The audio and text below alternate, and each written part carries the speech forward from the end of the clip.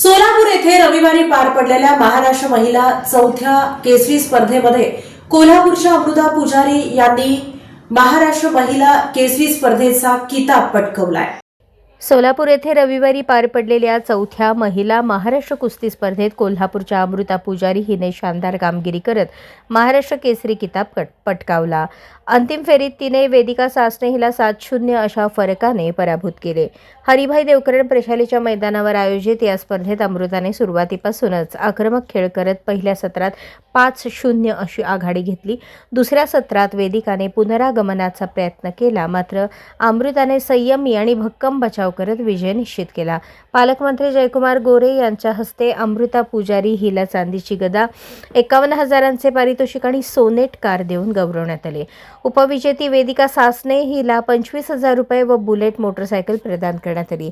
स्पर्धेनंतर अमृता पुजारी आणि प्रशिक्षक दादा सोलवटे यांचा ढोल ताशांच्या गजरात जल्लोष करण्यात आला। यावेळी अनेक मान्यवरांची उपस्थिती होती। महिला कुस्तीसाठी 50 लाख रुपयांचा निधी देण्याचा प्रस्ताव शासनाकडे मांडणार असल्याची माहिती मंत्री गोरे यांनी दिली।